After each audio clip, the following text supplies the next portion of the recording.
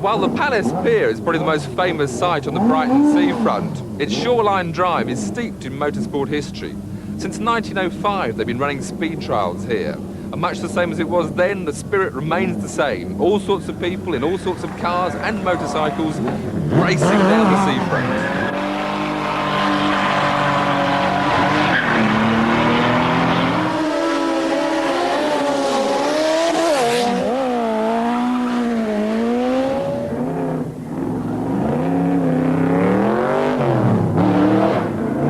Brighton Speed Trials is the oldest event still in the British motorsports calendar, and in one way it's the purest.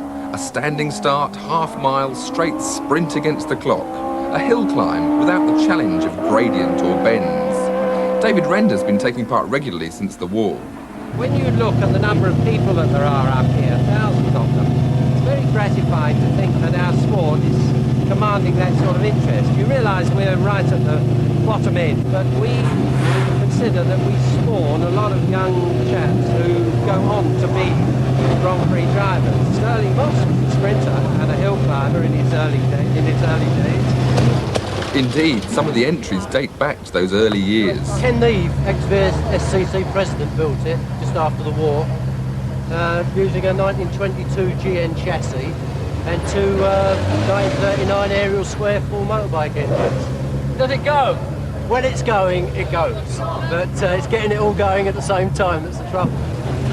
It's 1936 Bentley. It's 4.25 litre. It belongs to my dad. It's exciting. Once you do it once, it's addictive, you know, so you do it again and again. And you sort of lose the fear you've got going fast. It's all over in 20 seconds. Yeah, I know, but you don't forget it. It's a Rolls-Royce built Bentley, built in 1935, and the engine is a Rolls-Royce Phantom 3, 12-cylinder. Why is it worth spending all this effort just for 22 seconds of excitement? It's a job to put into a couple of words. There's a certain friendship and camaraderie in the paddock, really. I think everybody just comes out and squirts their cars. There's a reason for being here.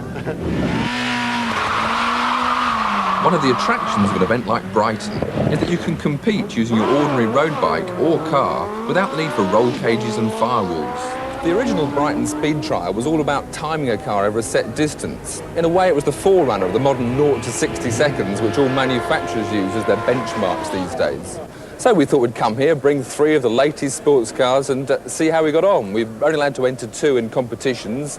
Those 2, the latest Lotus Esprit and the TVR 450 SE. Both cars claim to do 0 to 60 in about 4.7. We're going to race them. Also, demonstration runs, the very latest 911 from Porsche, the Carrera 4. We'll see how that fares. The new 3.6-litre engine in the Carrera 4 puts out 250 horsepower, but the problem with four-wheel drive is not avoiding wheel spin but clutch slip. A best time of 22.34 seconds and 122 miles an hour across the line. The two-wheel drive lightweights were obviously going to be quicker but harder to get off the line. The TVR boasted the most power, 320 horsepower from the 4.5-litre V8. The limited slip differential helped the traction, but too few revs bogged one run and too many spoiled the other. Still, a best of 21.17 seconds and a speed of 128 miles an hour. If the TVR is brute force, the Lotus is high-tech sophistication. Only 2.2 litres to produce 264 horsepower. That's 70% more power per litre than the other two, and, like the Porsche, running on unleaded fuel. But with no limited slip differential, it was too easy to get a lot of wheel spin, and the best of 21.31 seconds was just shy of the TVR, even though it was 2 miles an hour faster across the line. The quickest cars are all conventional modern racing cars. But don't tell James and Sue Tiller. This is a 1950 J2 Allard, which my wife and I have owned for 30 years, and we've over the years made it go quicker and quicker. We've got a rather large high-powered engine in there at the moment, 560 horsepower, and we're hoping to do 160 miles an hour in about 3 minutes' time. It's just so friendly and enjoyable, and it's a good experience. Dangerous? Very. Everyone accepts there's an element of risk involved in motorsport, even in a relaxed and informal meeting like Brighton. Suddenly, the atmosphere can change. Just lost it on the bumps after the finish line. It's everything. Took about 100 feet of fence out, went across in the other side. You were okay? Oh yeah, I got grazed elbow and I shall have seat belts marks for a few days, but we're okay.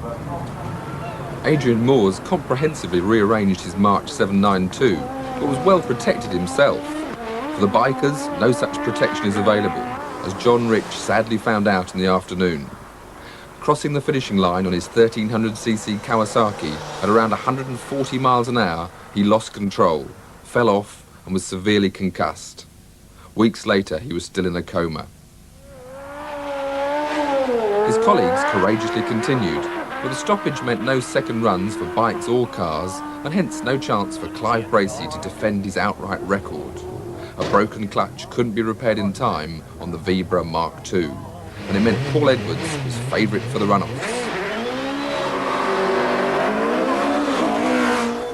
This run by Paul's 4-litre Pilbeam MP58 was the fastest ever seen, 14.97 seconds at a terminal speed of 182 miles an hour.